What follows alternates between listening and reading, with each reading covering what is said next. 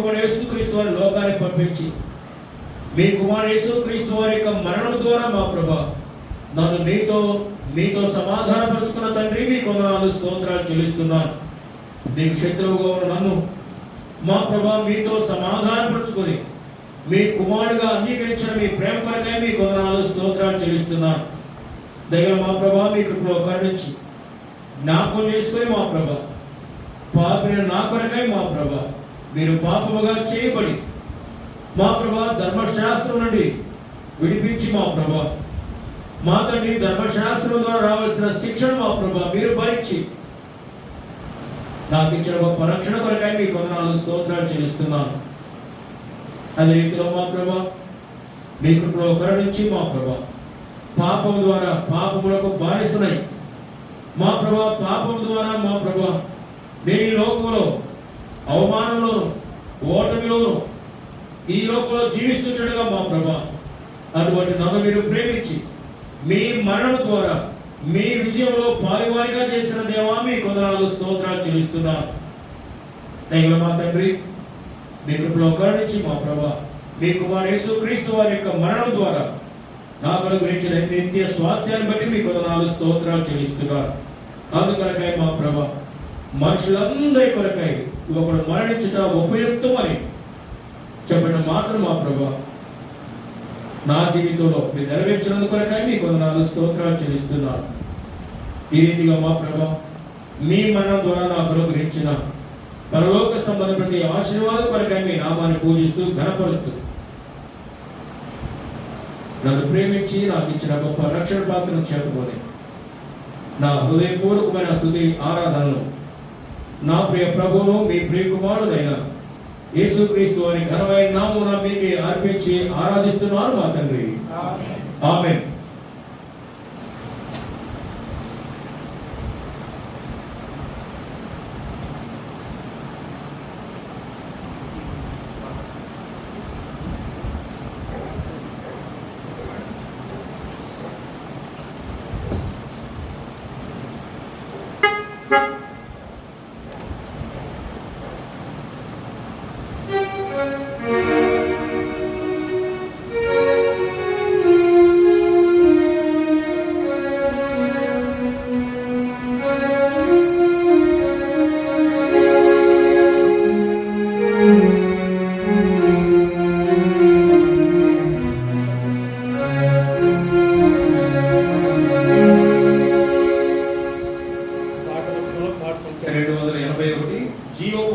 జ్యోతివి సిలువను మోసిన యేసు, మహిమా పూర్ణుడు నీవే సిలువ మోసిన యేసు. పాట సంఖ్య 281 పెద్ద పాట పుస్తకంలో.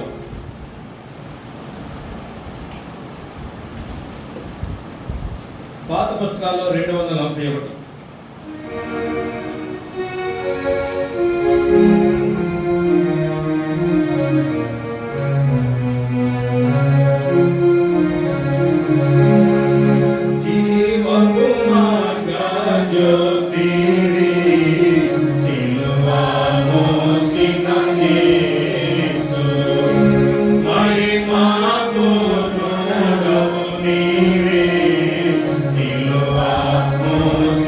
Amen.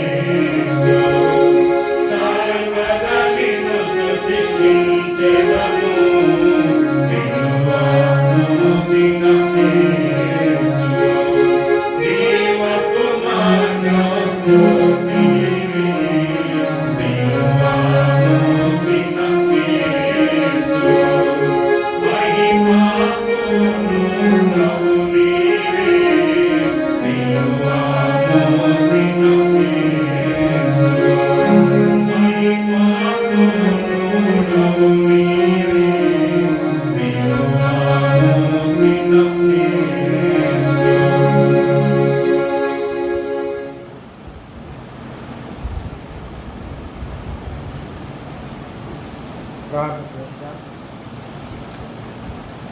ప్రేమల పరలోకపు తండ్రి, పరిశుద్ధుడైన నమ్మకమైన దేవ, జీవముగల ప్రభువా నీకు స్తోత్రాలు. ప్రభువా మీ మరణ దినమున తండ్రి మీ వాక్యపు వెలుగులో మిమ్మల్ని ఆరాధించుటకు మీ బల్ల చుట్టూ చేరి పాదపెట్టి మీదుట ప్రభా సాగిలపడి మిమ్మల్ని ఆరాధించి మిమ్మల్ని ఘనపరచుటకు ఇచ్చిన ఆధిక్యతకై స్తోత్రాలు. ప్రభా మా తండ్రి, మా ప్రభా తిరిగి మీ వాక్యమునందుకు వస్తుండగా మీ కృప దయచేయండి, మీ స్వరం చేయండి, మీ మాటలు అనుగ్రహించండి. మీ సేవకు దృష్టి ఉంచము, నిరంతర ఆత్మశక్తితో నింపండి, బలపరిచి వాడుకోండి. వినే చెవి, గ్రహించగలిగే హృదయం దయచేయండి. నన్ను మీ శిలువ చాటును మరుగుపరిచి ప్రభా మీ మాటలు దయచేయమని మీ రక్త ప్రోక్షణ కోరుకుంటూ ప్రభు అయిన యేసుక్రీస్తు నామమున స్తుతిస్తూ వేడుచున్నాము తండ్రి. ఆమేన్.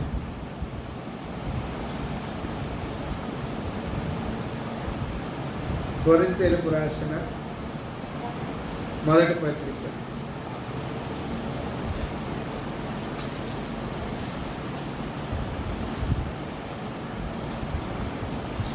1 కొరింథీ 1వ అధ్యాయం.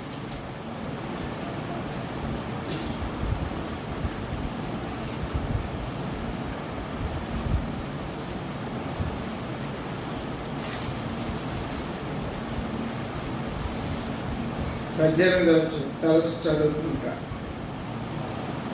1 కొరింథీ 1వ అధ్యాయం 18 అందరం కలిసి చదువుకుంటా. సిలువను గూర్చిన వార్త నశించుచున్న వారికి వెరితనము గాని రక్షింపబడుచున్న మనకు దేవుని శక్తి. ఇందు విషయమై జ్ఞానుల జ్ఞానమును నాశనము చేతును, వివేకుల వివేకమును శూన్యపరుతును అని వ్రాయబడి ఉన్నది. చదవబడిన వాక్య భాగమును ప్రభు మన కొరకై దీవించి మనతో మాట్లాడుగా. సిలువను గూర్చిన వార్త నశించుచున్న వారికి వెరితనమును, రక్షింపబడుచున్న మనకు దేవుని శక్తి అయి ఉన్నది అంటున్నాడు. ప్రియులారా, రక్షింపబడిన మనకు, రక్షింపబడుచున్న వారికి సిలువను గూర్చిన వార్త దేవుని యొక్క శక్తి. దేవుని యొక్క శక్తి మానవునిలో లేకపోతే మనుషుడు చాలా బలహీనుడు. ప్రతి ఒక్క వ్యక్తికి దేవుని శక్తి కావాలి. దేవుని శక్తి ఎందులో ఉంది అంటే సిలువను గూర్చిన వార్తలో ఉంది. ఉదాహరణకి మీకు అర్థమవటానికి ఒక మాట చెప్తా. శిష్యుల్లో కొంతమంది నేను పౌలు వాడనని కొందరు, మేము అపోల్లో వాడనని కొందరు అంటున్నారు. అప్పుడు ఒక మాట వ్రాయబడింది. ఏమని? పౌలు ఎవడు, అపోల్లో ఎవడు? పౌలు నాటెను, అపోల్లో నీళ్లు పోశాడు. నాటు వాని అందులో ఏమి లేదు, నీళ్లు పోయి వాని అందులో ఏమి లేదు. వృద్ధి కలుగు చేయువాడు దేవుడే. అర్థం చేసుకోండి, వృద్ధి కలుగు చేయువాడు దేవుడే. మనం నాటినంత మాత్రాన అది వృద్ధి పొందాలని లేదు. అపోల్లో నీళ్లు పోసినందువలన అది వృద్ధి పొందాలని లేదు. అభివృద్ధి అనేది దేవుడు కలుగు చేయాలి. అలాగే యేసుక్రీస్తును గూర్చిన వార్త లేక సిలువను గూర్చిన వార్త నశించుచున్న లోకానికి నేటికి ఎట్లుందంట? అది వెర్రితనముగా ఉంది. రక్షింపబడుతున్న మనకు దేవుని శక్తి. రండి, అది ఎలాగో మరి ఆ శక్తి మనలో ఉందో లేదో వాక్య వెలుగులో చూసుకుంటాం. దేవుని యొక్క వాక్యములో సిలువను గూర్చిన వార్తలో మొట్టమొదటిది మనం చెప్పుకోవాలంటే సిలువను గురించిన వార్త 7 మాటలు ఉన్నాయి. ఈ 7 మాటల్లో దేవుని శక్తి ఉంది. కాబట్టి ఆ శక్తి మనలో ఉందో లేదో రక్షించబడిన వారం చూసుకుందాం. ఒకవేళ ఇక్కడ నీకు రక్షణ లేకపోతే దేవుని శక్తి నీకు ఎంత అవసరమో దేవుని యొక్క వాక్యం బయలుపరుస్తుంది. మొట్టమొదటిది లూకాసు వార్త 23వ అధ్యాయం. లూకాసు వార్త 23వ అధ్యాయం 34వ వచనం ఒకరు చదవండి.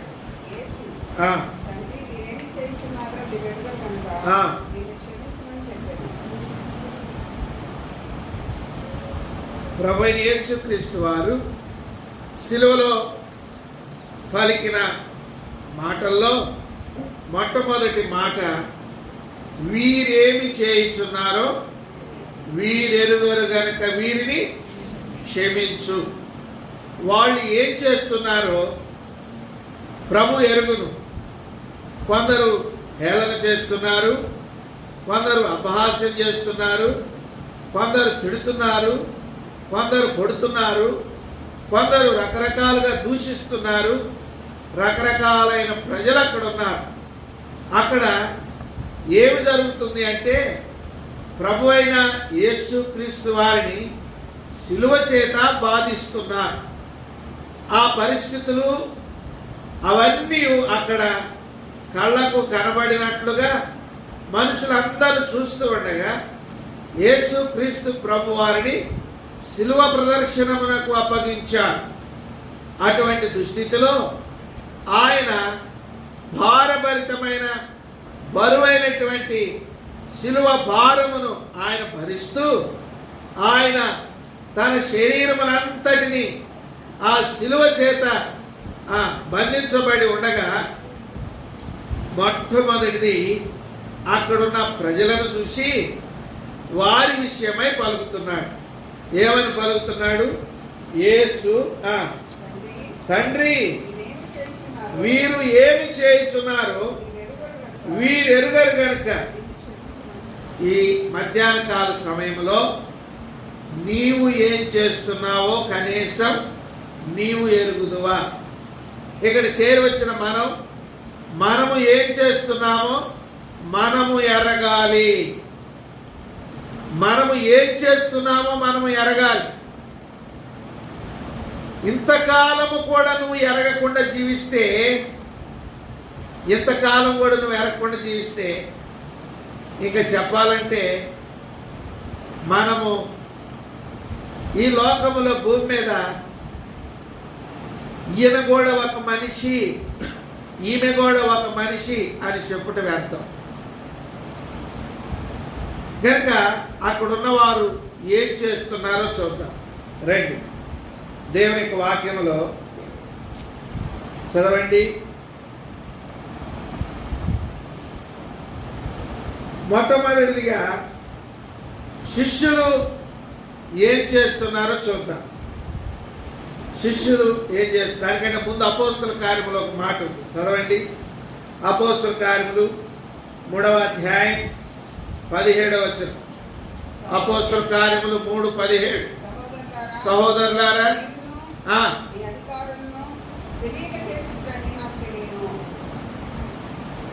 భూమి మీద తెలియక చేసేవారు ఉన్నారు, తెలిసి చేసేవారు ఉన్నారు. దేవుని వాక్యములో ఏమని వ్రాయబడి ఉంది? తెలిసి చేసిన వారికి క్షమాపణ లేదు, తెలియక చేసిన వారికి ఏముంటుందంట? క్షమాపణ ఉంటుంది. వారు అంతగా సిలువకు బంధించి బాధించి కొట్టి ఈడ్చి మరణానికి అప్పగించి చంపిన వారి విషయమై పరిశుద్ధ లేఖన భాగం ఏమని సెలవిస్తుందంటే, తెలియక చేసిరి అని వ్రాయబడి ఉంది. ఇప్పుడు మనం ఏం చేస్తున్నాము? తెలిసి చేస్తున్నామా, తెలియక చేస్తున్నామా? రండి. మొదటిదిగా శిష్యులు ఏం చేస్తున్నారు చూద్దాం. మత్తయి సువార్త 20వ అధ్యాయం, మత్తయి సువార్త 20వ అధ్యాయం, క్షమించండి 26వ అధ్యాయం 56 వచనం. మత్తయి సువార్త 26:56. అయితే చెప్పాను. అప్పుడు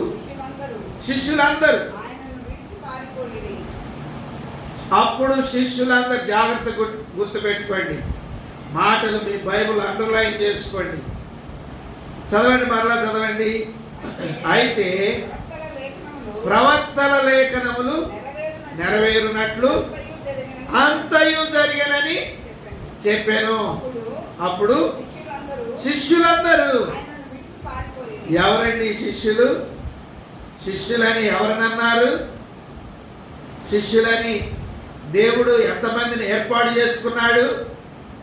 శిష్యులుగా చేసుకున్న వారికి దేవుడు ఏమేమి బోధించాడు? శిష్యులుగా చేసుకున్న వారు 3.5 ఏండ్లు ఆయనను వెంబడించి ఏం చూశారు? గనక వీటన్నిటిని మనం జ్ఞాపకం చేసుకుంటే, లోకములో విద్య లేని పామరులు అని వారిని గురించి వ్రాయబడి ఉంది. బైబిల్ గ్రంథంలో శిష్యుల గురించి ఏమని రాయబడింది చెప్పండి? వారు విద్య లేని పామరులు.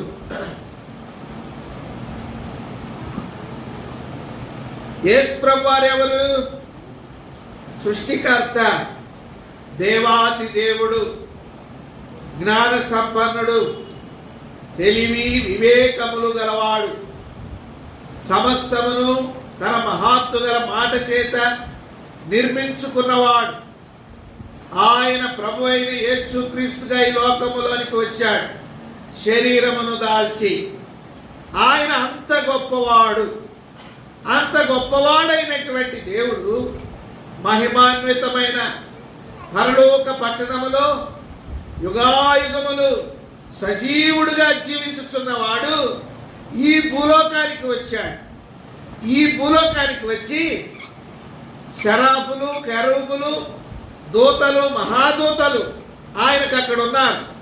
కనుక అటువంటి ఉన్నతమైనటువంటి దేశమును, రాజ్యమును విడిచిపెట్టి ఈ భూలోకానికి వచ్చి విద్య లేని పామరులను తన కొరకు ఏర్పాటు చేసుకున్నాడు.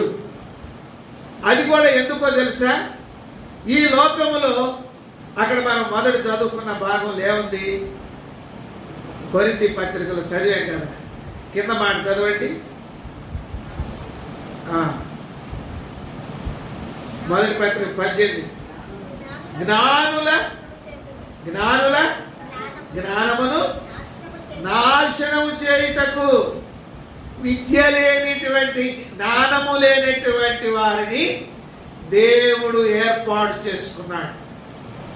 కనుక తెలివి లేని వారిని, జ్ఞానము లేని వారిని, కట్టుకొనుటకు సరిగా వస్త్రములు లేని వారిని, ఎక్కువ దినాలు ఊరిలో జనం మధ్య కూడా వారు నివసించరంట. వాళ్ళు ఎక్కువసేపు ఎక్కడ నివసిస్తారు చెప్పండి? సముద్రములో, ఆ సముద్రపు ఒడ్డున వారు నివసిస్తారు. కొన్నిసార్లు వారు సముద్రపు ఒడ్డునే వండుకొని తిని ఆడే పడుకుంటారంట. కనుక వారికి ఊరిలో కూడా సరి అయిన నివాసం ఉండదు.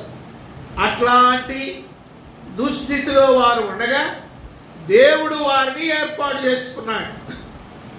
ఏర్పాటు చేసుకుని వారికి ఏం పేరు పెట్టాడు? శిష్యులు. చెప్పండి, శిష్యులు.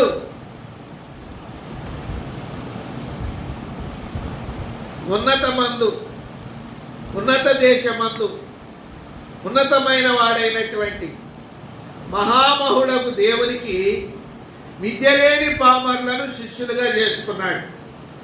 శిష్యులుగా చేసుకొని దాదాపు 3.5 ఏండ్లు వారిని వెంబడేసుకొని తిరిగాడు.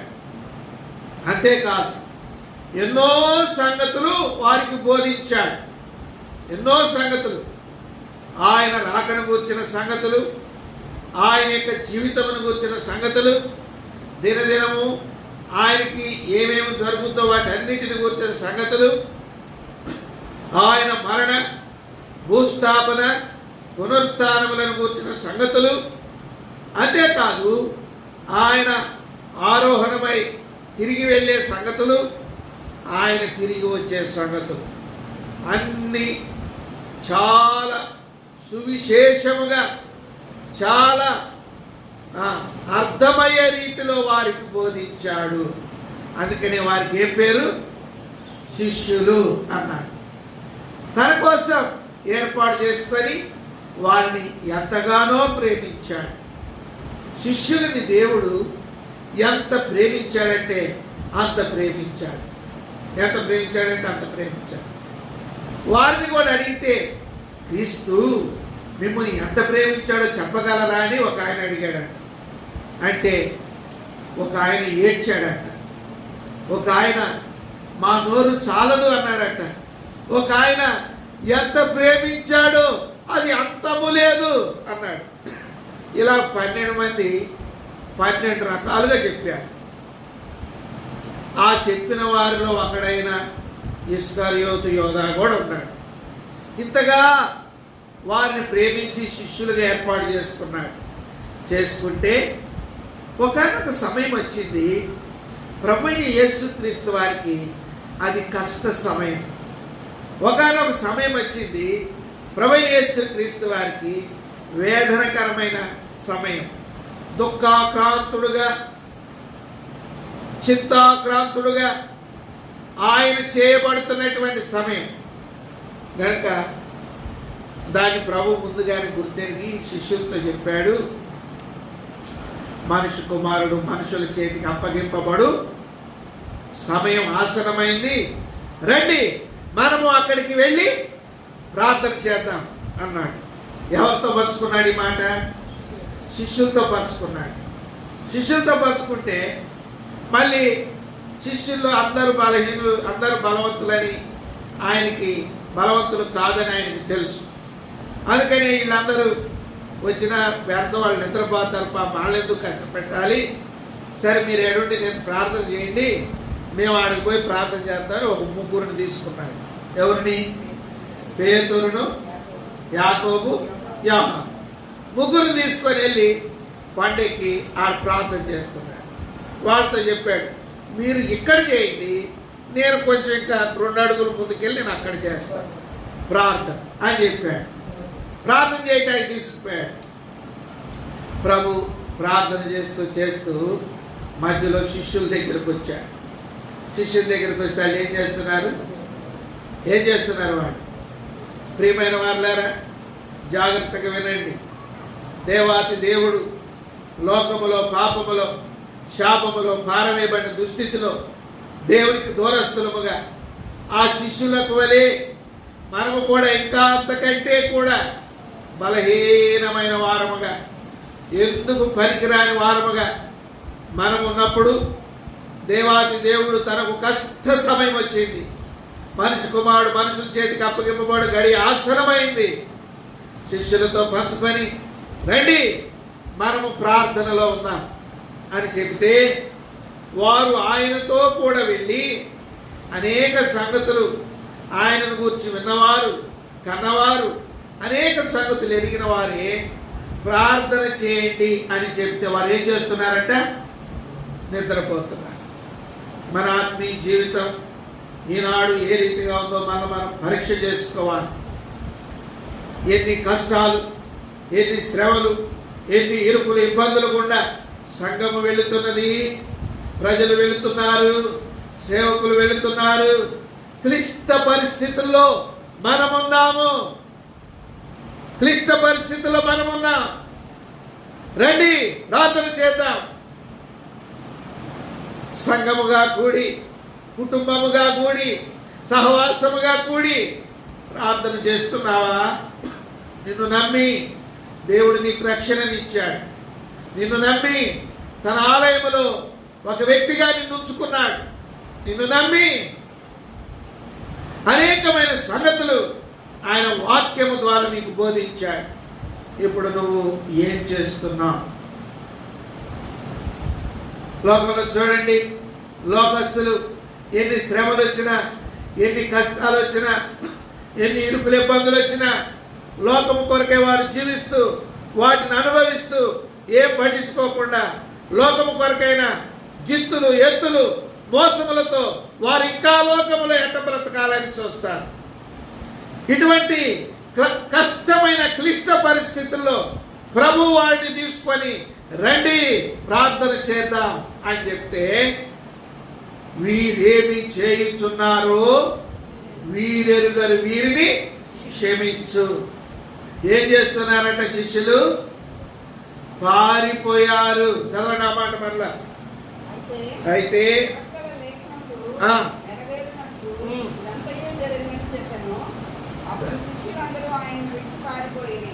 కనుక ప్రియులారా, పరిస్థితులు ప్రతికూలంగా మారిపోయాయి.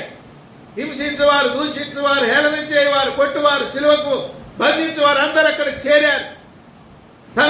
తమ రాజును, తమ ప్రభువును, తాము విశ్వసించినటువంటి క్రీస్తును రకరకాలుగా బాధిస్తుంటే నిలబడవలసిన వారు, మాట్లాడవలసిన వారు, ఆయనను కూర్చున్న సంగతులు చెప్పవలసిన వారు, అయ్యా మేమేమో సంగతులు చూసామయ్యా, ఈయన సామాన్యుడు కాదు, చనిపోయిన వారిని లేపాడయ్యా, నా బిడ్డ చనిపోయిండగా లేపాడయ్యా, ఫలానా ఊరిలో ఫలానా ఆయన జబ్బుతో ఉండగా లేపాడయ్యా, ఫలానా స్థలంలో ఇన్ని వేల మందికి ఆహారం పెట్టాడయ్యా, ఎందుకయ్యా నిరపరాధిని చంపుతారు, ఏ నేరం చేశాడయ్యా, ఏ పాపం చేశాడయ్యా అని అడగవలసిన వారే పారిపోయారే, నిలబడవలసిన వారే పారిపోయారే. ఎలా ఉంది ఆత్మీయ జీవితం? యేసుక్రీస్తులో ఎలా ఉంది? కష్టాలు, శ్రమలు, ఇరుకులు, ఇబ్బందులు ఆత్మీయ జీవితంలో ఎదురవుతున్నప్పుడు నీ ఆత్మీయత నిలబడుతుందా? క్రీస్తులో ఉన్నావా? సంఘం కష్ట పరిస్థితుల్లో వెళుతున్నప్పుడు, సేవకులు కష్ట పరిస్థితుల్లో కూడా వెళుతున్నప్పుడు, ప్రతికూల వాతావరణంలో కూడా సంఘం వెళుతున్నప్పుడు శిష్యుల వలె పారిపోతున్నావా? దూరముగా ఉండి చూస్తున్నావా?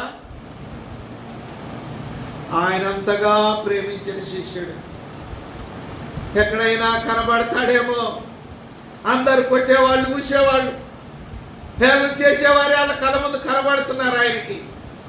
అయ్యో, నేను ప్రేమించిన వారు ఏరి, నేను ఏర్పరచుకున్న వారు ఏరి, తీవ్రంగా తీక్షణంగా చూస్తున్నాడు. ఎంతవరకు చూపెళ్తుంది అంతవరకు ఒక్కడ కనపట్టలేదు. ఏమయ్యారు వీళ్ళు? ఎక్కడున్నారు వీళ్ళు? ఎక్కడ దాక్కున్నారు వీళ్ళు? ఈనాడు సంఘాల్లో చాలా మంది యొక్క ఆత్మీయ దుస్థితి, సంఘం హేళన కర్మగా చేపడుతున్నప్పుడు చూసి నవ్వుతున్న వారు లేరా? సేవకులు, పరిచర్య, పరిశుద్ధులు కష్ట పరిస్థితులు కూడా వెళుతున్నప్పుడు నాకెందుకు రాని దూరముగా వెళ్ళిపోతున్న వారు ఉన్నారా ఇక్కడ? యోహాను కనపట్టలే, పేతురు కనపట్టలే, ఎవరు కనపట్టలే. ఏమయ్యారు వీళ్ళు? ఏమయ్యారు? అందరి ముఖాలు ఒక్కొక్కరి ముఖం చూస్తున్నాడంట. నేను ప్రేమించిన శిష్యుల్లో ఒకడైనా కనబడతాడేమో. ఒకవేళ కనబడితే ఏం చెప్పేవాడు? ఒక్కరక్కడ లేరు. శిష్యుల గురించి ఏమైనా రాయబడినట్టు చదువుతున్నాం మనం. వారందరూ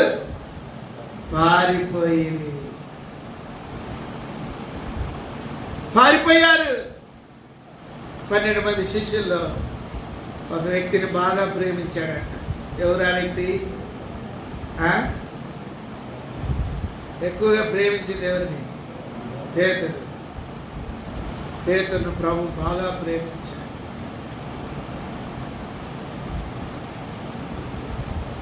పేతురు ఏడైనా కనపడతాడేమో చూస్తున్నాడు. ఒక్కరు కనపట్టలే. యోహాను కనపట్టలే, పేతురు కనపట్టలే, ఎవరు కనపట్టలే. ఏమయ్యారు వీళ్ళు? పారిపోతున్నావా? నిలబడుతున్నావా? పరిచర్య సందర్భంలో దైవజనుడు పరిచర్య అప్పగిస్తే, దేవునింట్లో పని చేయాల్సి వస్తే పారిపోతున్నావా, నిలబడుతున్నావా?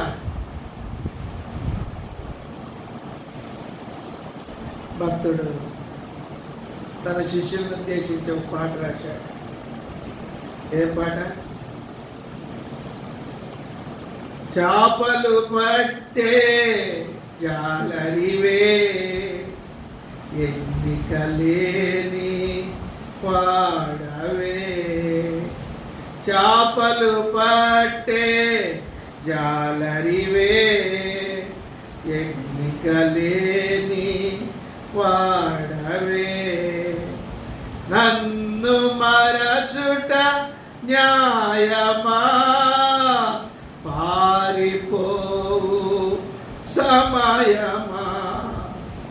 మరణించెదవా, మరణించెదవా, మరణించెదవా పేతురు నాకై, మరణించెదవా పేతురు. నా కొరకు చనిపోతానన్నాడు, ఎక్కడ కనపట్టలేదే.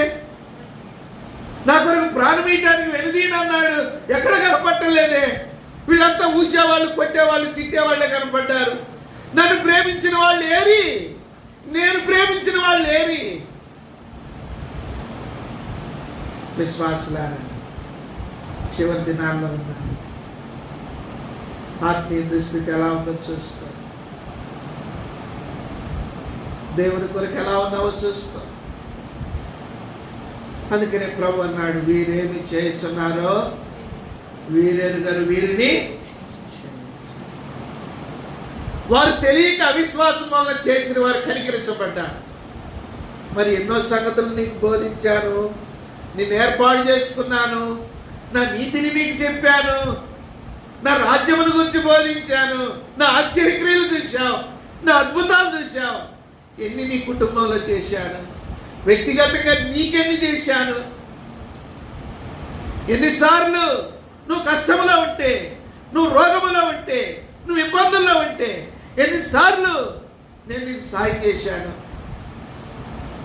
చిట్ట చివరిసారి ఒక్కసారి నన్ను సిలువకు బంధించి అప్పగిస్తే ఒక్కసారి కూడా నిలబడి నా కొరకు ఒక్క మాట మాట్లాడలేవా? పోనీ నువ్వు మాట్లాడలేకపోయినా పర్వాలే, నువ్వు నా ఎదురుంటే నా కడుపు నిండేది, అంతే చాలు అనుకునేవాడిని. నన్ను చూడటం కూడా బాధకరం అనుకొని పారిపోయావా? ఈనాడు ఎవరికి వారికి తయారైపోయారు. ఎవరి సుఖం వాళ్ళు చూసుకుంటున్నారు, ఎవరి క్షేమం వారు చూసుకుంటున్నారు. దేవుని గురించిన సంగతులు శిష్యులకు పట్టలేదా? రే, 3.5 ఏళ్ళు ఆయన ఉప్పు పప్పు తిన్నాం, 3.5 ఏళ్ళు పెంచి పోషించాడు రా. కష్టంలో ఇప్పుడు ఇచ్చిపెట్టి వెళ్ళిపోతే అట్ట, ఇప్పుడు మారిపోతే అట్ట. కనీసం ఆ సిలువ వెనకన్నా ఉందాం. వెనక కాదు, ముందు కాదు, ఎక్కడా లేదు. అందరూ పారిపోయారు. ప్రియ స్నేహితుడు, ఆ సోదరి, అమూల్యమును నిర్దోషమును నిష్కలంకమునగు గొర్రె పిల్ల వంటి క్రీస్తు రక్తము చేత మనలను విమోచించుకున్నాం. పరిస్థితుల్లో నిలబడాలి, ధైర్యముగా పోరాడాలి, యోధుడుగా ఉండాలి, క్రీస్తు యేసునందు బలవంతుడుగా ఉండాలి. ప్రాణం పోతే మట్టుకే, ప్రాణం పోయిన వారిని బ్రతికించిన వాడు పోతున్నాడు, చచ్చిపోయిన వారిని లేపాడు. నేను చనిపోయిన లేపుతాడు, ఈయన కొరకు నేను మాట్లాడాలి అనే సామర్థ్యము, అటువంటి ధైర్యము. యాయిరు కుమార్తెను బ్రతికించుట చూశారు కన్నులారా, సమాధిలో ఉన్న లాజర్ని లేపడం చూశారు కన్నులారా. ఆయన ముందే చెప్పాడు, నేను ప్రాణం పెట్టగలను, ప్రాణం తిరిగి తీసుకోగలను అన్నాడు. మీకెందుకంత భయం? అమ్మో, మమ్మల్ని కూడా పోటు పొడితే మేమేమైపోతాం, మాకు తీసులు పోయేవాడు ఎటు పోతున్నాడు కానీ ఆయన ఉంటే మాట్లాడగలం, కానీ ఇక పోతుంటే మేమేం మాట్లాడాం? జీవితం ఒకవేళ అలా ఉందని చూసుకో. చాలామందికి అలవాటు ఏంటంటే తప్పించుకునే అలవాటు. నిలబడాలా, ధైర్యముగా ఉండాలా, ప్రభు కొరకు యోధులముగా ఉండాలి, ప్రాణం పోయినా పర్వాలేదు, నా ప్రభు తిరిగి రక్షించుకోగలడు. ప్రభు చెప్పాడు కదా, నా నిమిత్తము ప్రాణం పోగొట్టుకున్నవాడు దానిని రక్షించుకోగలడు, నా నిమిత్తము తన ప్రాణమును కాపాడుకున్నవాడు దానిని పోగొట్టుకున్నాడు. అన్ని మర్చిపోయారా? పేతురు, యోహాను, ఆంద్రేయ అన్ని మర్చిపోయారా? అన్ని మర్చిపోయారు. ఏం చేస్తున్నావు?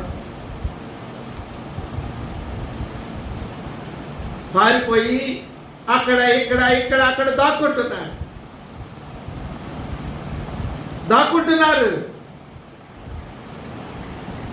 ఒక ఆయన అన్నాడు, శిష్యుల్లో ఒకడైతే పోయి మళ్ళీ ఆ గుట్లన్నీ నిలిచేసి గోష పెట్టుకొని సముద్రం కొట్టు కూర్చున్నాడట.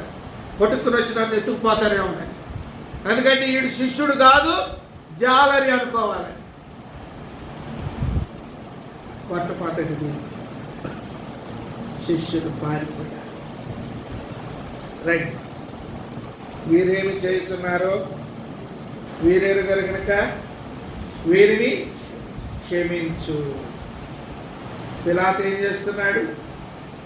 యోహాను సువార్త 18వ అధ్యాయం 38వ వచనం. యోహాను సువార్త 18:38. అందుకు పిలాతు, నీవు రాజువా?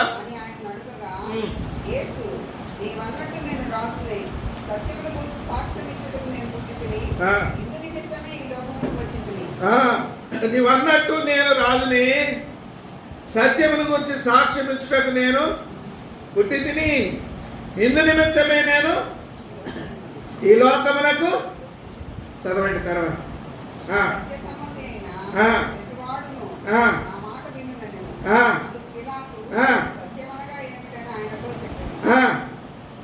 చదవండి.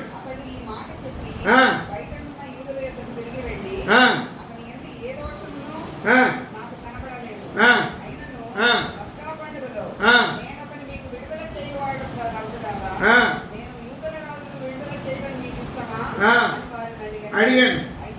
అయితే వారు కేకలు వేసిరి, దొంగ. చూడండి, ఇక్కడ పిలాతు అధికారము గలవాడు. ఏం అధికారం గలదు ఆయనకు? క్రీస్తును విడిపించే అధికారం ఉంది ఆయనకి. ప్రియమైన వారు, అధికారము గలవాడై ఉండి, విడిపించే అధికారము గలవాడై ఉండి, ఈయన ఏ నేరం చేయలేదు, ఈయనలో నాకు ఏ నేరం దోషం కనబడలేదని చెబుతూ ఆయన సిలువకు అప్పగిస్తున్నాడు. ఇదిగో ఈయన తీసుకొని పోయి మీరు సిలువ వేసుకోండి. ఏ నేరము లేదు అని చెబుతూనే నీ అధికారమును ఉపయోగించవా? నువ్వు దేనికి అధికారివి?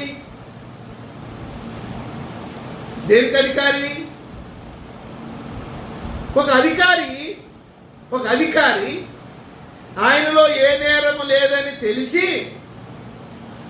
ఏ నేరము లేదని చెప్పుచూ ఆయనను మరణానికి అప్పగిస్తున్నాడు. విచిత్రం కాదు?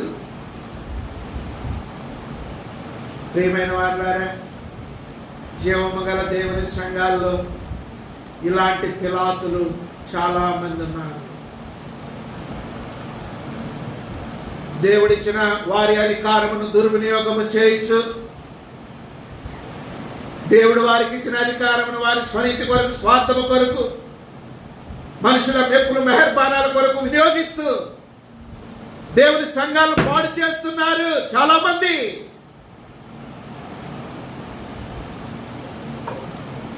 ఒక బాధ్యత గల సహోదరుడిగా, ఒక మంచి నమ్మకము కలిగిన సహోదరిగా, ఒక పరిచర్య తలాంత కలిగిన ఒక వ్యక్తిగా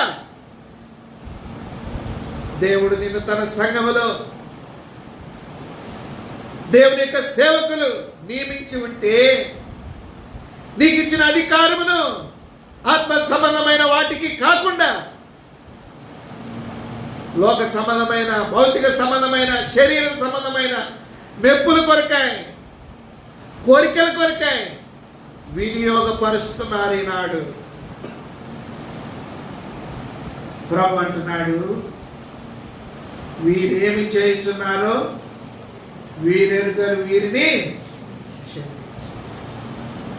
వారు తెలియక చేశారు. ఎవరు?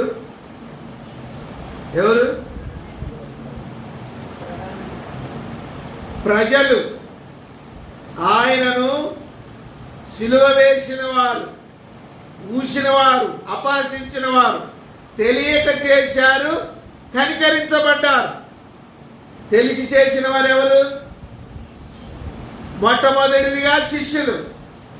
ఆయనను గూర్చిన సంగతులు ఆరంభము నుండి ముగింపు వరకు అన్ని సవివరంగా బోధించాడు. ఆయనను శిష్యులు ఆయనను విడిచి పారిపోయారు. అందుకు కారణమే శిష్యులను దేవుడు అంతగా శ్రమలకు అప్పగించాడు. అందుకు కారణమే 12 మంది శిష్యులు 12 రకాలుగా చంపబడ్డారు. తెలిసి చేసిన వానికి క్షమాపణ లేదు.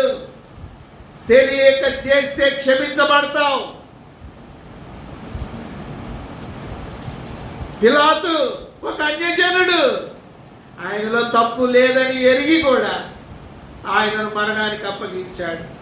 పిలాతుకు కూడా క్షమాపణ దొరికింది.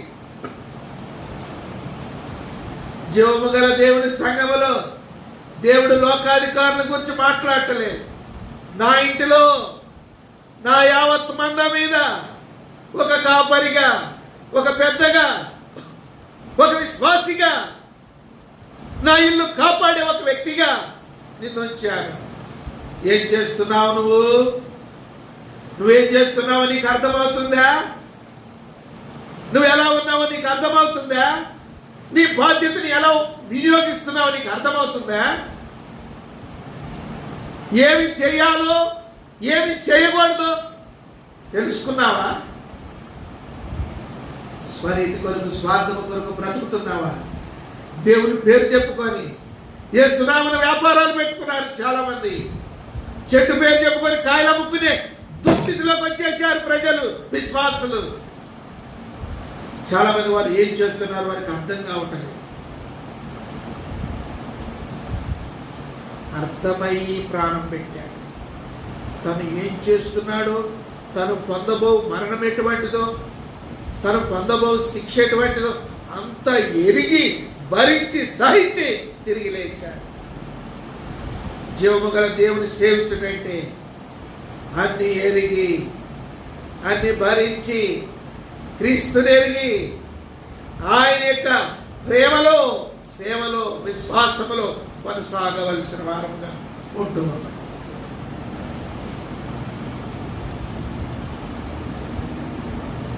పరీక్ష చేసుకో. ఎలా ఉన్నావో చూసుకో.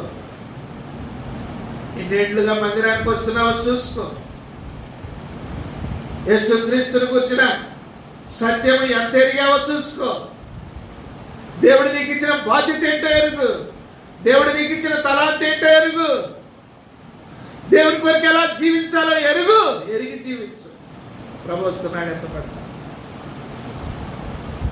నువ్వు ఏం చేస్తున్నావో నీకు అర్థం కాకుండా ఉంటే ఖచ్చితంగా విడవబడతామా? అధికారం ఉందని, బలం ఉందని, ధనం ఉందని, దైవ నీతిని తప్పి, దైవ క్రమమును తప్పి, దైవాత్మను త్రోసివేసి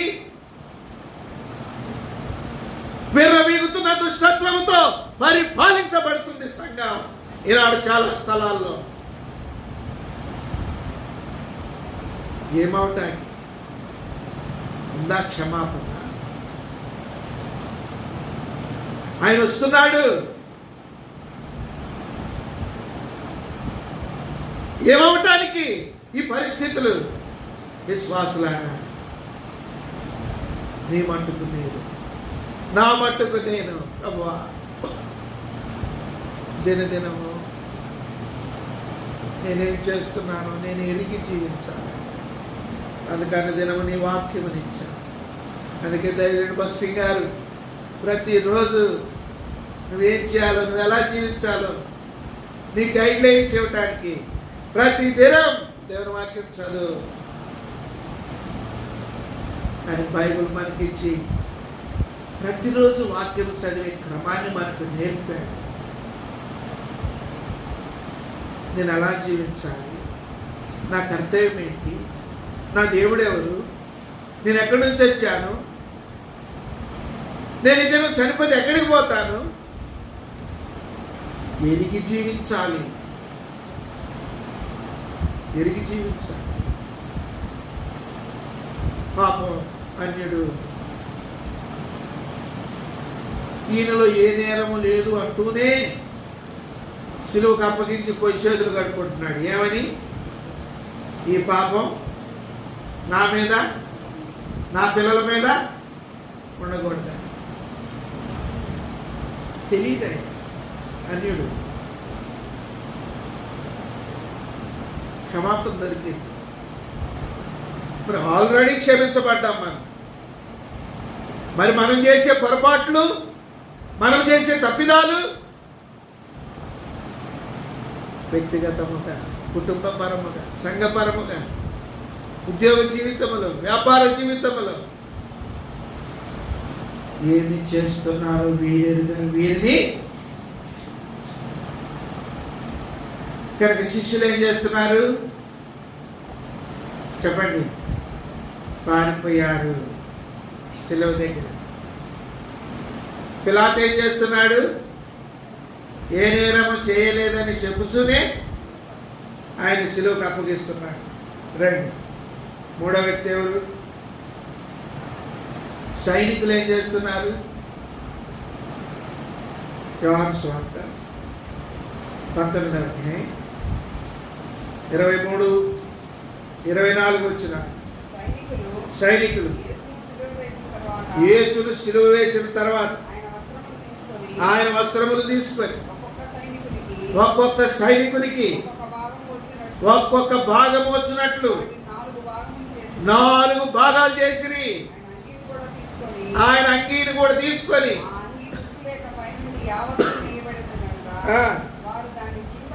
వారు దాన్ని చింపక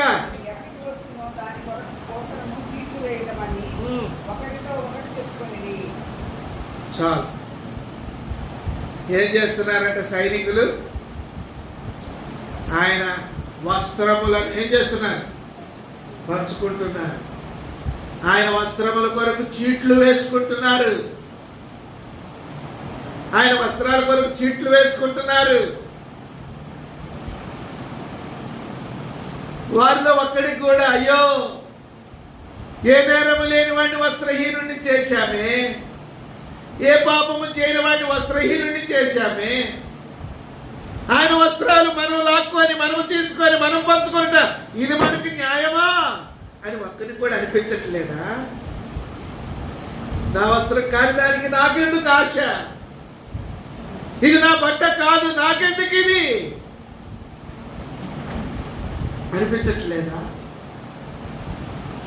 లోకస్తుడు కనిపిస్తుంది నాది కాదు నాకు వద్దని. సైనికులు ఆయన వస్త్రముల కొరకు చీట్లు వేసుకుంటున్నారు. ఆయన వస్త్రాలు పంచుకోవటానికి చీట్లు వేసుకుంటున్నారు. ఆయన వస్త్రములు పంచుకున్నారు. ఈనాడు జీవము గల దేవుని సంఘములో ఆత్మ సంబంధమైన సైనికులముగా దేవుడు మనలను ఉంచాడు. ఏం చేస్తున్నాం మనం? ఏం చేస్తున్నాం మనం? దేని కొరకు చీట్లు వేసుకుంటున్నావు? నీది కాని దాని కొరకు నువ్వు ఆశిస్తున్నావు. నీది కాని దాని కొరకు నువ్వు పాకులాడుతున్నావు. నీది కాని బాధ్యతను నువ్వు నెరవేరుస్తున్నావు.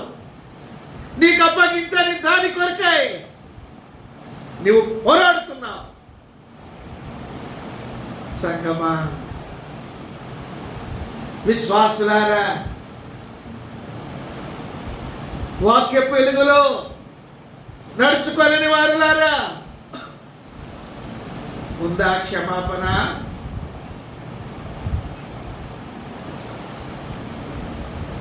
ఉందా క్షమాపణ? ఒక విశ్వాసిగా, ఒక బాధ్యత గల సోదరుడిగా, ఒక సేవకునిగా నా బాధ్యత ఏంటి? నా పని ఎంతవరకు? అంతవరకే. గీత దాటి, నా పరిధి దాటి రాను. గవర్నమెంట్ సెక్టార్లో చూడండి, ఆఫీసర్గా ఉంటాడు.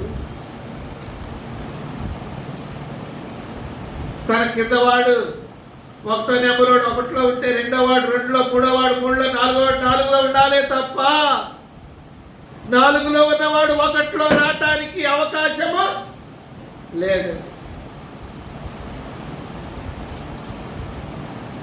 కలెక్టరేట్లో సెక్షన్లు ఉంటాయి. A section, B section, C section. ఈ సెక్షన్లో పనిచేసే వాళ్ళు ఉంటారు. జిల్లా ప్రజల యొక్క అత్తర్ల అవసరాలని అక్కడ సెక్షన్లో వైడిగా ఉంటాయి. ఈ సెక్షన్లో పనిచేసాను ఒకసారి సరాసరి కలెక్టర్ గారి కుర్చీలో వస్తాడా? ఏడు కూర్చొని పరిపాలన ఏడు కూర్చొని నా ఫైల్ చూస్తానని రాడు. రానివ్వరు, రాకూడదు. అసలు అట్లా సాహసం కూడా ఒక్కడు చేయడు. మరి ఇక్కడ ఈ సైనికులు ఎట్టుంటారు? అందరూ పులిపెట్టెక్కాలి, అందరం పాడాలి, నన్ను పిలవట్లేదే లెక్కటాకి. జాగ్రత్త, బీ కేర్ఫుల్. విశ్వాస జీవితంలో ఈనాడు అనేక మంది దుస్థితి, వారు ఏమి చేస్తున్నారో వారికి తెలియటం లేదు.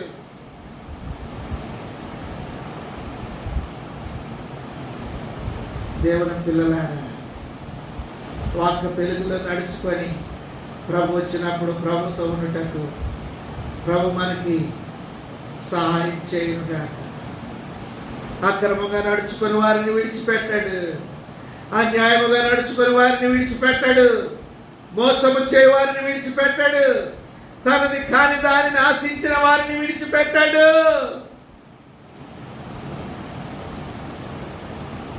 నువ్వేం చేస్తున్నావు నువ్వు ఎరగాలని దేవునికి ఉద్దేశం. వారు ఏం చేస్తున్నారు? వారు ఎరగని వారు లోకం. కానీ నువ్వు లోకం కాదే. నేను పరిశుద్ధుడును అంటావు, నేను దేవుని బిడ్డను అంటావు, నేను క్రైస్తవుని అంటాం, మేము హెబ్రోను వాసులం అంటాం. ఏం చేస్తున్నావు నువ్వు?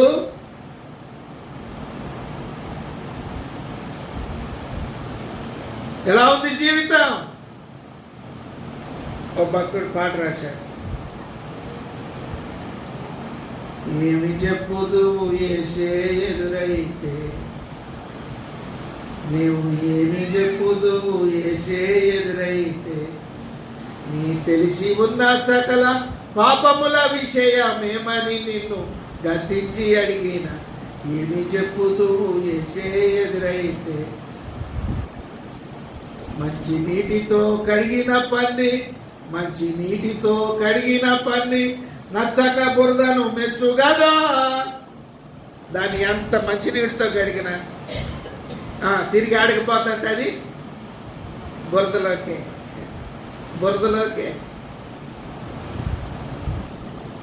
జాగ్రత్త సైనికులారా, జాగ్రత్త సంగమా, జాగ్రత్త పరిశుద్ధులారా, పెద్దలారా, సేవకులారా. ఎవరిని విడిచిపెట్టాడు? ఎవరిని విడిచిపెట్టాడు? వస్తున్నాడు. అంగీ నీదా చీటీ వేసుకుంటున్నావు? ఆయన నీకు అవసరం లేదని శిలువకు బంధించావు, కొరడాలతో కొట్టావు. ఆయన వస్త్రము నీకు అవసరమా? అనిపించట్లేదా? అయ్యో నేను తప్పు చేస్తున్నాను, అయ్యో నేను తప్పు చేస్తున్నాను అనిపించట్లేదా?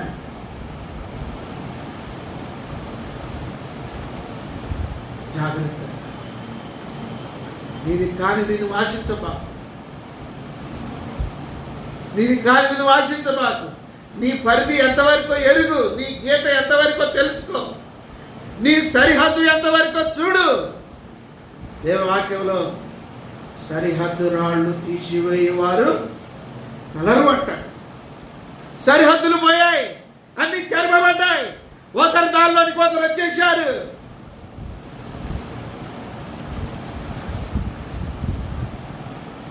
ఆత్మ సంబంధమైన ప్రాకారం పడగొట్టబడింది. నక్కలు, గుట్ట నక్కలు లోపల ప్రవేశించాయి. పందులు జొరబడ్డాయి. కుక్కలు, ఏనుగులు, పులులు లోపలికి వచ్చాయి. ప్రాకారం పడిపోయిన కారణాన ప్రభు అంటున్నాడు, వీరేమి చేస్తున్నారో వీరెరుగరు, వీరిని క్షమించు.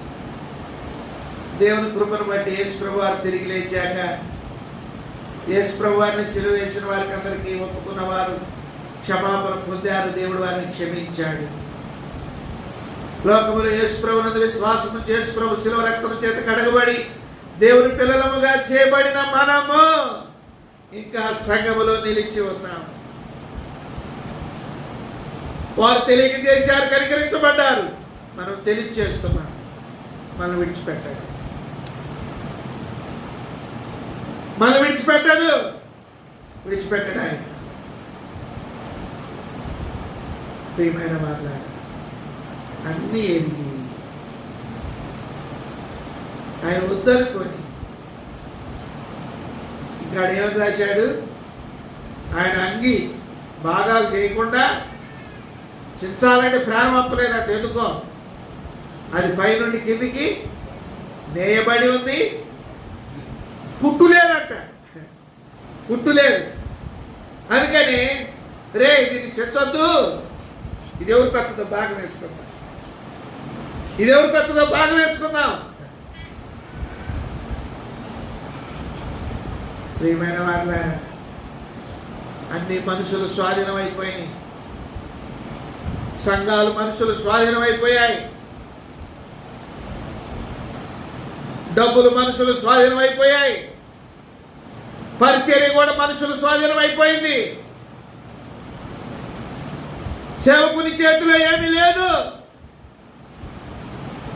కొన్ని స్థలాల్లో సేవకులు కూడా స్వాధీనం అయిపోయారు. ఇక ఇప్పుడు యేసు ప్రభు రోజు మందిరానికి వస్తాడంట. నాకు ఎవరు లేరే, నా ఓడు అనేవాడు ఒక్కడు లేడు, అందరు ఎవరి కాళ్ళే అయిపోయారు. కొన్ని సేవకుడైనా నాకుండా అంటే ఆ సేవకుడు కూడా వాళ్ళ మంచి అయిపోయాడు. సెట్ అంటే సెట్ స్టాండ్ అంటే నాకు ఒక్కళ్ళు లేరని రోజు వచ్చి వస్తాడంట, రోజు పోతాడంట. ఎవరు? రాబోతున్నాడు. ఆర్భాటముతోను ప్రధాన దూత శబ్దముతోను దేవుని బోరతో మన ప్రభు దిగి వచ్చుచున్నాడు. ప్రభునందు మృతులైన వారు మొదట లేస్తారు. చనిపోయేవా? లోకానికి బతికుంటావా? పరిస్థితులకు చనిపోయావా? బతికున్నావా? పాపానికి చనిపోయావా? బ్రతికున్నావా? అధికారములకు చనిపోయావా? బ్రతికున్నావా? జ్యేష్ఠుల పునరుత్థానం నీకు కావాలి అంటే నువ్వు చనిపోవాలి. ఇక్కడ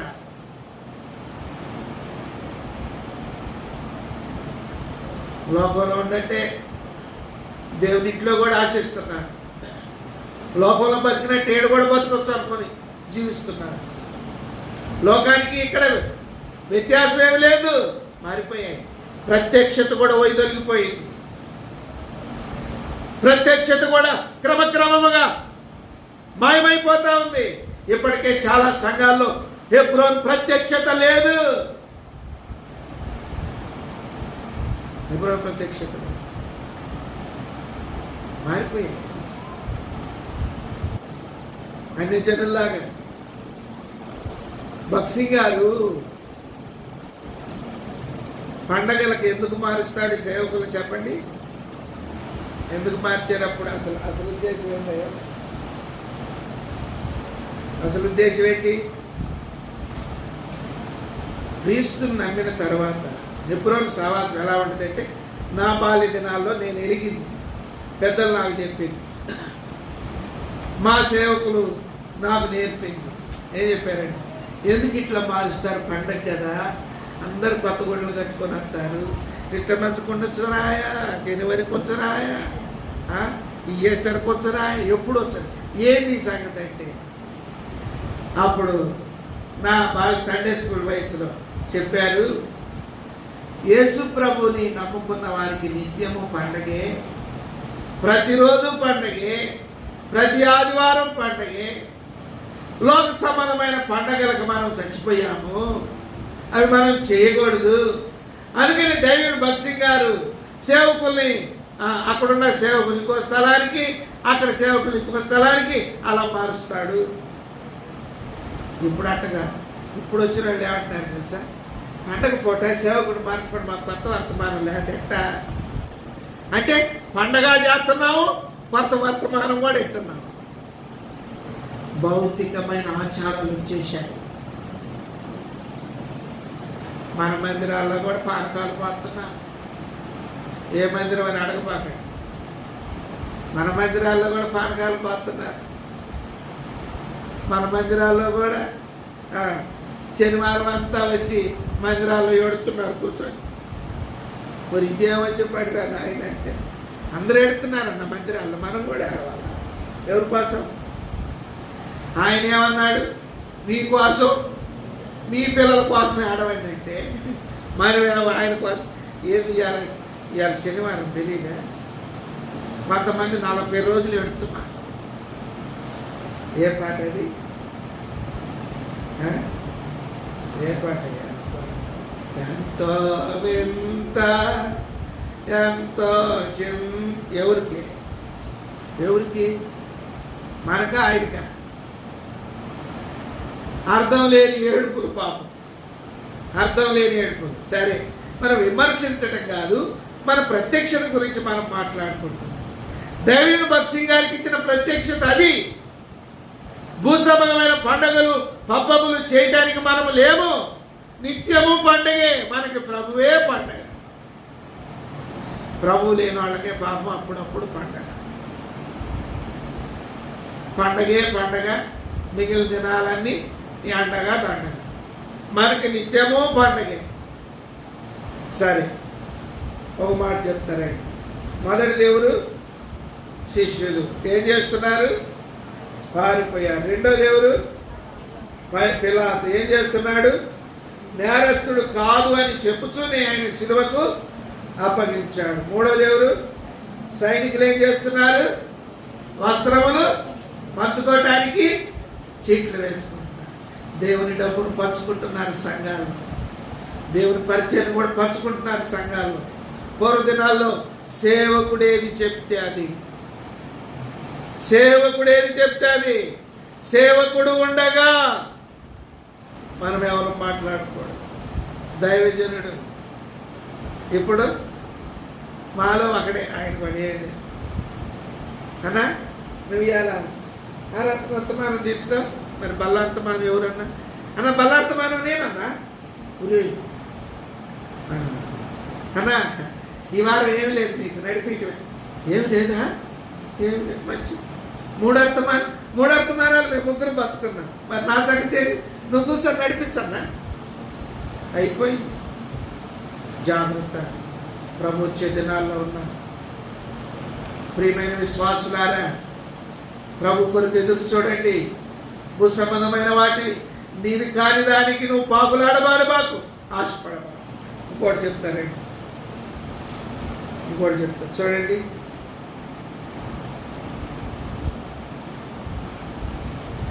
పిలాతు ఏం చేస్తున్నాడు? క్షమించండి, అపోస్తుల కార్యం మొదటి అధ్యాయం. యోధా ఏం చేస్తున్నాడు చూద్దాం. 17-18.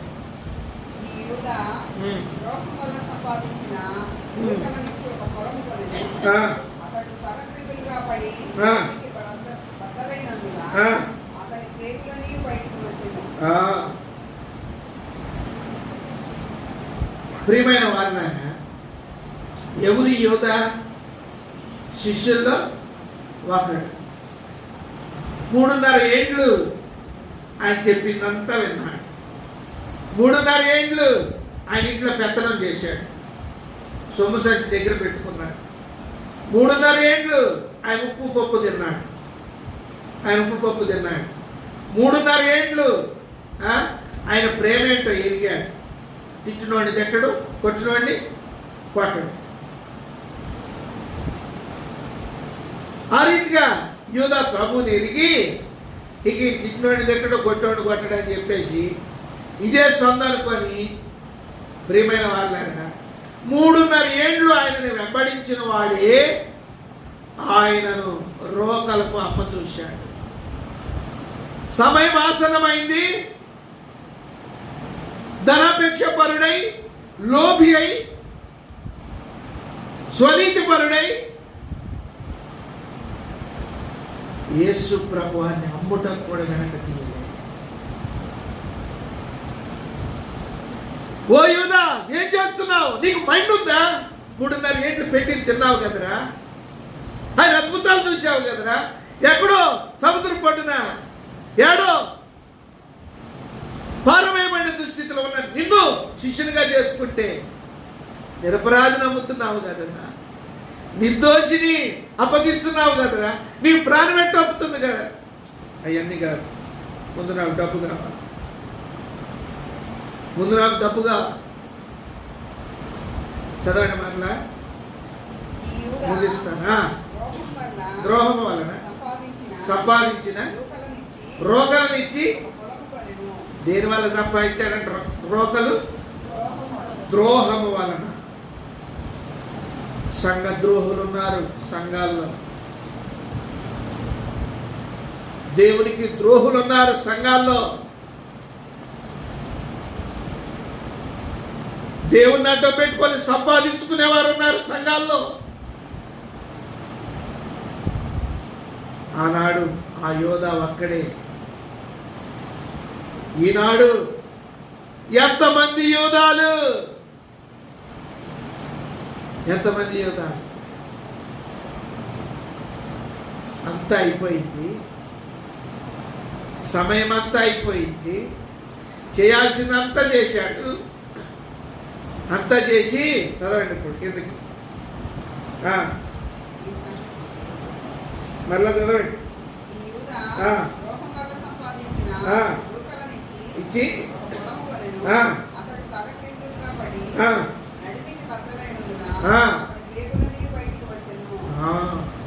చేయాల్సిందంతా చేసి ముసలి కన్నీళ్లు గారుతున్నాడు.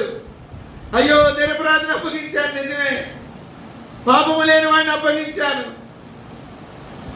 మోసము లేని వాడిని అప్పగించాను, నన్ను ప్రేమించిన వాడిని అప్పగించాను, అయ్యో అయ్యో అయ్యో ఇది ఎంత ఘోరం అని చెప్పేసి చేయాల్సిందంతా చేసి ఇప్పుడు వచ్చి ఊరికి ఎడుతారా పరిపాలనోడా? ఏడొచ్చి కూర్చున్నావు, ఏడొచ్చి ఎడుతున్నావని గోడ ఆడుకుంటే గోడ ఒక్క తన్ను తగ్గినట్లే భారవతలకి నన్ను వచ్చి అనుకున్నా పరిపాలనోడు. నేను దొరికాను నీకు, నిరపరాధిని అప్పగించావు కదరా, నిర్దోషిని అప్పగించావు, ఓ నీ అంత ద్రోహి ఉండాలంటరా అని లోపల మాట్లాడుతుంటే నిజమే నిజమే నిజమే, ఇదేంటి ఇలా చేశానేంటి, ఈ రోకలు తీసుకెళ్ళి ఇచ్చినోడికి ఇచ్చేద్దాం. ఇచ్చినోడికి ఇస్తే రోకలు తీసుకుంటారు వాళ్ళు, మళ్ళీ అప్పగించినోడిని నీకు ఇస్తారా? అయ్యా, నేను నిరపరాధిని అప్పగించాను, ఈ డబ్బులు నాకు తీసేసుకోండి మీరే మరపో మేడ పెట్టి తిట్టారు, ఆ డబ్బులు పారేసేసారు. ఎవరు చేశారు? మాకు అప్పగించవలసిన వాడు మాకు దొరికాడు, అప్పగించేసావు, అయిపోయింది. ఇంకా పలు రీతులుగా మనసు పోతా ఉంది. ఇంకో చాటుపై కూర్చున్నాడు, కూర్చుంటే అక్కడ గోడ దొరుకుతుందంట. లేరా, నేనే దొరికాను. మరి నీలాంటి వాడు భూమి మీద ఉండొచ్చు అంటరా? నిన్ను ప్రేమించిన వాడిని అప్పగించావు కదరా, ఏ పాపం లేని వాడిని అప్పగించావు కదరా, దొంగ, ద్రోహి, మోసగాడ, పాపి, పోరావతలకి ఏం చేయాల్సిన అర్థం కాదు. సాతానుడు కూడా అంటున్నాడంట, ఓరి మూర్ఖుడా, 3.5 ఏళ్ళు నిన్ను ఆ యేసు శిష్యుడిగా చేసుకున్నాడు కదరా, ఆయన అప్పగించడానికి నీ చేతులు ఎట్టొచ్చినాయిరా అని సాతానుడు కూడా నవ్వుతున్నాడు. ఇక నీకు మా భూమి మీద బ్రతకటం వద్దు, ఇక నీకు మరణమే, ఇక నువ్వు చావు, ఇక నువ్వు చావు, ఇక నువ్వు చావు అంటున్నాడు సాతాను. ఇక నాకు మరణమే శరణ్యమని సాతాను మాట విని పోయి ఒక తాడు కొనుక్కొని తెచ్చుకున్నాడు. తాడు చేతిలో ఉంటే తాడు అంటుందంట. ఒక ఆయన రాశాడు, తాడు మాట్లాడుతుందంట. ఊరి పనికి మాలినోడ, కొత్త తాడు నేనే దొరికాట నీకు, పాపిష్టి చేతిలోడా, నన్ను పట్టుకున్నావారా, ఇన్ని తాళ్ళు ఉండగా నేనే దొరికారా నీకు అని తాడు అంటున్నాడు. గట్టిగా పట్టుకొని ఓ చెట్టు కొమ్మకి ఊరేసుకొని ఆ చెట్టు కొమ్మకి వేలాడుతుంది. పచ్చని చెట్టు అంటుందంట. అవో నేను దొరికానా, నా సృష్టికర్త నన్ను పుట్టించాడు రా, నా సృష్టికర్త నన్ను బ్రతికించాడు, నా ప్రజలకు గాలి టాకి దేవుడు నన్ను ఉంచితే ఒరే నేనే దొరికాను నీకు, నా గురి పెట్టుకుంటావని చెట్టు పాప ఒక్కసారి నన్ను వదిలిపోయాను. ఇదిలిస్తే తాడు మధ్యకు దిగి కింద పడి నడుం పగిలి పేగులు బయటకు వచ్చి చచ్చాడు. సమయం అంతా అయిపోయాక నీ పశ్చాత్తాపం పనిచేయదు, సమయం అంతా అయిపోయాక నీ ప్రార్థన పనిచేయదు, సమయం అంతా అయిపోయాక నువ్వు కాలుకిలిచ్చిన వ్యర్థమే. అవసరములో అక్కర్లో సమయానుకూలముగా ఆత్మీయ జీవితాన్ని కాపాడుకోవాలి, కొనసాగించుకోవాలి. ఇస్కరియోతు యోధ గురిపెట్టుకొని కింద పడి నడుము పగిలి పేగులు బయటకు వచ్చాడు. శిక్ష తప్పదు. ఏర్పరచబడిన వాడే, శిష్యుడే, దేవుని శిష్యుడే, 12 మందిలో ఒకడే. ఒకడు బోధిస్తున్నాడు, రక్షణ పొందాక ఎన్ని ఆటలు అంటే పరలోకమే చేస్తాం అంటున్నాడు. అంటే నువ్వు రక్షణ పొందాక నువ్వు ఎన్ని చేసినా పరలోకం పోత ఉందా వాక్యం అంట? తప్పుడు బోధకులు వచ్చారు, తప్పుడు పాటలు బోధిస్తున్నారు. పరీక్ష చేసుకో, నవ్వుస్తున్నాడు. ఇంకా నువ్వేం చేస్తున్నావు, నువ్వు తెలియకుండా నువ్వు జీవిస్తే నీకు మరణం కాచుకున్నది. నువ్వు పాపములో మరణిస్తావు. క్రీస్తుని ఎరగకుండా నువ్వు మరణిస్తే నువ్వు నరకానికి వెళతావు. నరకం నుండి, ఉగ్రత నుండి తప్పించటానికి, రక్షించటానికి వచ్చిన వాడు యేసు ప్రభువు. నువ్వేం చేస్తున్నావో నువ్వు ఎరగాలని నీకు తెలవడానికి వచ్చిన వాడు ప్రభువైన యేసు క్రీస్తు. నువ్వెవరువో, నువ్వెక్కడ వాడువో, నీ దుస్థితి ఏంటో నువ్వు తెలుసుకోవాలి. దేవుడిని రక్షించాడా, నీ బాధ్యత ఏంటి, నీ కర్తవ్యం ఏంటి, నువ్వేం చేయాలి, నువ్వు ఎంతవరకు ఉండాలి, నేను కాదు ఆశిస్తున్నావా? జీవితం ఎలా ఉంది, జీవితం ఎలా ఉందో చూసుకో. ఏర్పరచబడిన శిష్యుడుగా, జీవము గల దేవుని సంఘములో బేతేల్లో రక్షించబడిన ఒక వ్యక్తివిగా దేవుడిని ఉంచితే పారిపోతున్నావా? ప్రభు కొరకు జీవించలేక పని చెబితే పారిపోతున్నావా? పరిచర్య పారిపోతున్నావా? విశ్వాస ప్రేమలో పారిపోతున్నావా? నువ్వేం చేస్తున్నావు నీకు తెలుగునా? ప్రభువా, నేనేం చేస్తున్నాను, నీ రక్తంతో నన్ను కడుగు, నన్ను క్షమించు, నీ బిడ్డగా చేసుకో. దేవుడు క్షమించడానికి సిద్ధంగా ఉన్నాడు. ఆయన రక్తంతో కడుగుటకు సిద్ధంగా ఉన్నాడు. ప్రియమైన స్నేహితుడా, సోదరి, ఒక మాటనే మనం ధ్యానించుకుంటూ వచ్చాం. వీరేమి చేయుచున్నారో వీరెరుగరు వీరిని క్షమించు. తెలియక చేస్తే క్షమాపణ ఉంది, తెలిసి చేసే పాపానికి ఏమి లేదు, క్షమాపణ లేదు. ప్రభు చెప్పాడు ఈ మాట, వేషనైనా క్షమిస్తాను కానీ వేషధారిని జీవితము వేషధారితనములో ఉంటే ఒకవేళ ఇంకా నువ్వు లోకస్తులు ఉంటే నీ కొరకు ప్రేమ గల దేవుడు శిలువలో తన ప్రాణం అర్పించాడు, తన విలువైన రక్తాన్ని కార్చాడు, విలువైన జీవితాన్ని నీకు ప్రసాదించడానికి సిద్ధంగా ఉన్నాడు. ప్రభా, పాపిని నీ రక్తంతో నన్ను కడుగు, నీ బిడ్డగా చేసి పెట్టి ప్రభు క్షమిస్తాడు. సూక్ష్మల పక్ష ఒకవేళ రక్షించబడి ఉంటే నువ్వేం చేస్తున్నావు నువ్వు ఎరుగు. శిష్యులు 4 వ్యక్తులను జ్ఞాపకం చేస్తూ వచ్చారు. యేసు ప్రభువు ఏం చేస్తున్నాడు, ఆ మాట మనం ముందే చూసుకున్నాం. యేసు ప్రభువు ఏం చేస్తున్నాడు చెప్పరే, వీరేమి చేయుచున్నారో వీరేరు గారు వీరిని. అందుకనే మనలో అనేకులు క్రీస్తు స్వరూపం మీలో ఏర్పడే వరకు నాకు ఏం కలుగుతుంది, రసవేద. మనము క్రీస్తులముగా మారాలి, మనము తండ్రులముగా మారాలి, మనము మార్పు చెందాలి. ప్రభు రాబోతున్నాడు, క్రీస్తు స్వరూప్యము రావాలి. ప్రభు పిల్లలను చేయాలి. అప్పుడే ఒకరినొకరు క్షమించుకోగలరు, అప్పుడే ఒకరినొకరు ప్రేమించుకోగలరు. అప్పుడే సంఘములో ప్రేమ, ఐక్యత, సమాధానములు పొర్లి ప్రవహిస్తాయి. జీవము గల దేవుని సంఘముగా ప్రభు మన మధ్యలో నివాసము చేస్తాడు. మనము కూడా క్రీస్తులముగా మారి అలాగే క్రీస్తుకు నిలయముగా మనము మన కుటుంబాలు, మన జీవితాలు, మన సంఘాలు, మన హృదయాలు ఉన్నట్లు ప్రభు మనకు సహాయపడతాడు.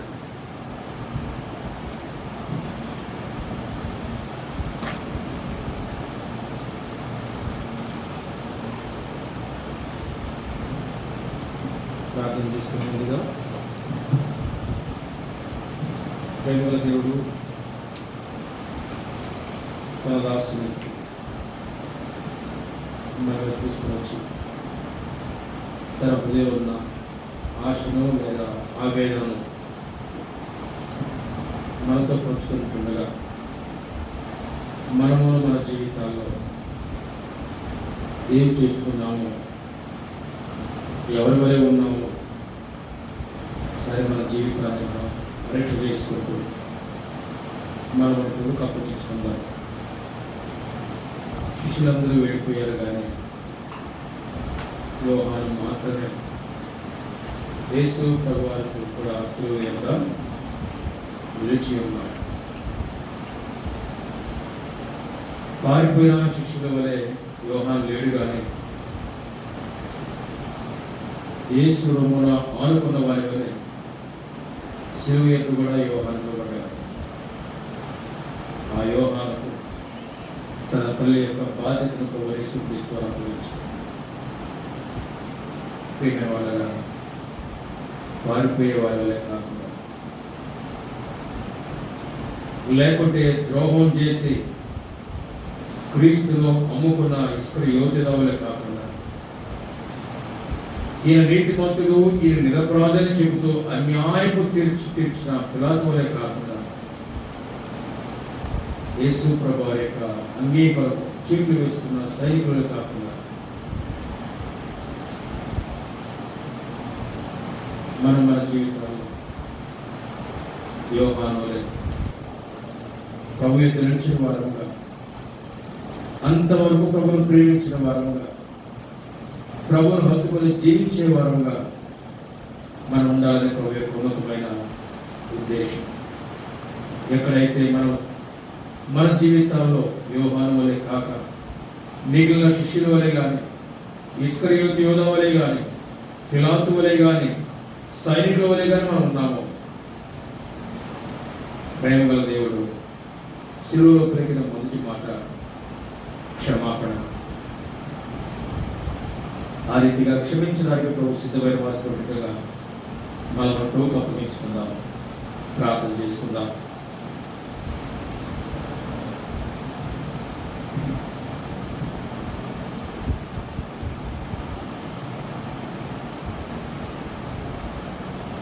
ప్రేమస్వరూపుడు అయిన మా ప్రియ పరలోకపు తండ్రి, పరిశుద్ధమైన మా దేవ, మహాఘనత వహించిన మా రక్షక, మహిమోన్నతమైన మీ నామమున వందనములు స్తోత్రాలు చెల్లిస్తున్నాం తండ్రి. మమ్మల్ని కరుణించి మీ కృపలో జ్ఞాపకం చేసుకుని ప్రేమించి అనుగ్రహించిన దివ్యమైన మీ పాద సన్నిధి కొరకై మీ వందనాలు స్తోత్రాలు చెల్లిస్తున్నాం. యావత్ ప్రపంచము ఈ దినాన మీరు మా కొరకై మరణించిన దినమని